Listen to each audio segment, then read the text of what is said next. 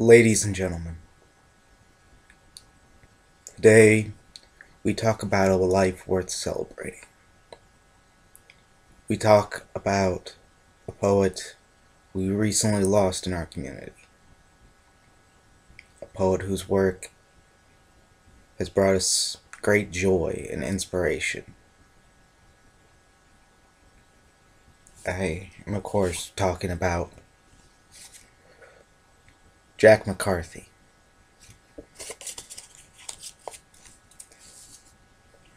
Jack McCarthy was born May 23rd, 1939 in Boston.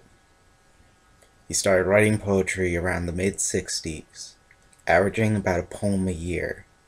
He didn't start performing his work until 1990, when he took his daughter to the Cantab Lounge in Boston, Massachusetts, to try to get her interested in the art form of poetry.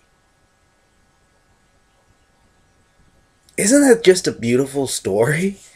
Honestly, a man who wanted to get his daughter interested in poetry started performing poetry all the time himself because he himself fell in love with it. That's just beautiful. Jack had a very successful career.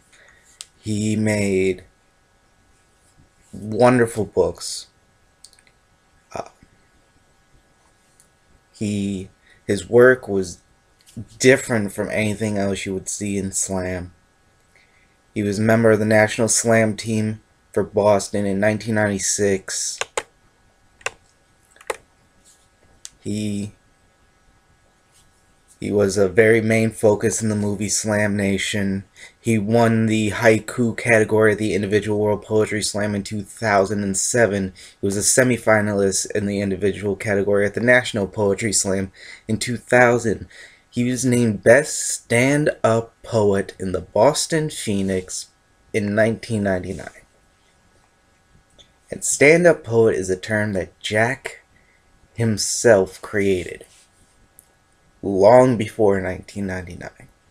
That is how he liked to describe his work, apparently. I can't say personally, I never met the guy. He liked the idea of combining the conversationalist tone, or at least this is how I take the term, taking the conversationalist tone of a stand-up comic with the depth and artistry of a poet. He combined them and made something beautiful out of it.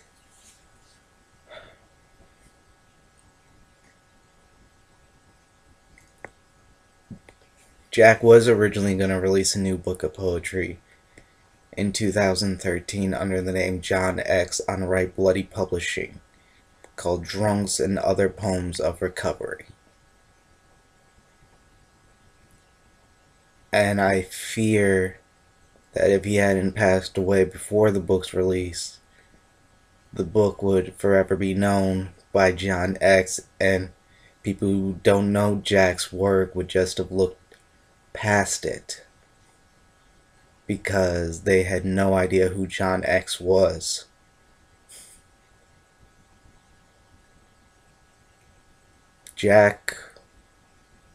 My relationship with Jack's work started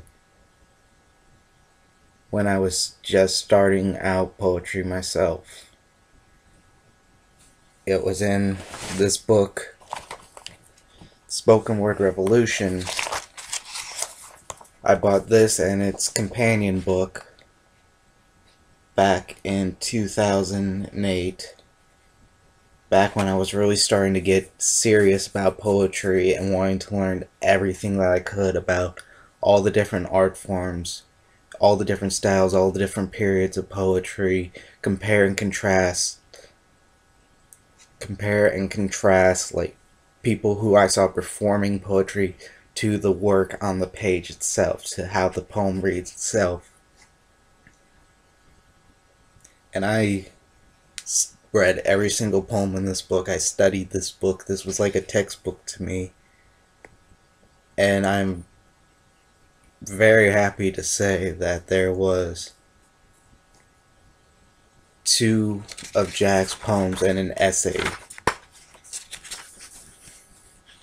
by Jack. And this, Jack was one of the poets in this book who I hadn't heard of when I was just starting out, that I read and I was like, this is beautiful. Because it sounds like it comes from a man who understand life better than I ever could, who felt he had a story to share.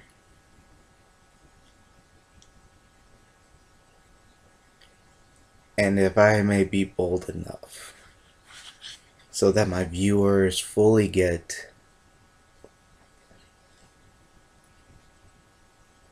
what his work is like, I am going to read Careful What You Ask For by Jack McCarthy out of the spoken word revolution.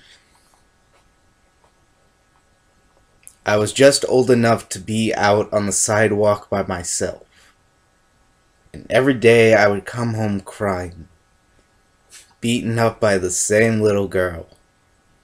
I was Jackie, the firstborn, the apple of every eye. Gracious meanness bewildered me, and as soon as she'd hit me, I'd bawl like a baby.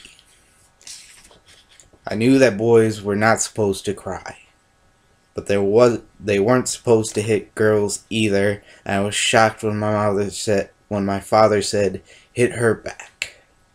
I thought it sounded like a great idea, but the only thing I remember about that girl today is the look that came over her face after I did hit her back. She didn't cry.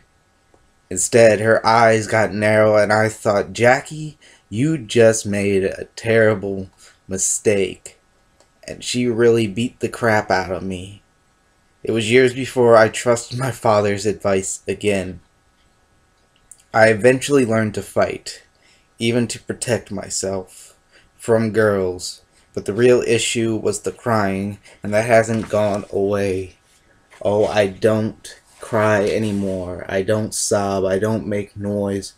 I just have hair-triggered tear ducts, and always at all the wrong things. Supermarket openings. The mayor cutting the ribbon on the bridge. In movies, I despise the easy manipulation that never even bothers to engage my feelings. It just comes straight for my eyes, but there's not a damn thing that I could do about it. And I hate myself for it. Surreptitious nose blow a discreet 4 minutes after the operative scene. My daughters are on to me, my wife. They all know exactly when to give me that quick sidelong glance. What must they think of me? In real life, I don't cry anymore when things hurt. Never a tear at 17 when my mother died. My father. I never cried for my first marriage. But today I often cry when things turn out well. An unexpected act of simple human decency, new evidence against all odds of how much someone loves me. I think all this is why I never wanted a son. I always supposed my son would be like me, that when he'd cry, it would bring back every indelible humiliation of my own life. In some word or gesture, I'd betray what I was feeling. And he'd mistake, and I think I was ashamed of him. He'd carry that the rest of his life. Daughters are easy. You pick them up. You hug them. You say, there, everything is going to be alright. And for that moment, you really believe that you can make enough of it right. Enough. The unskilled labor of love. And if you cry a little with them for all the inevitable gracious meanness of life, that crying is not to be ashamed of. But for years, my great fear was the moment I might have to deal with the crying son, but I don't have one. We came close once. Between Megan and Kathleen, the doctors warned us there was something wrong. And when Joan went into labor, they said the baby would be born dead. But he wasn't. Very briefly, before he died, I heard him cry.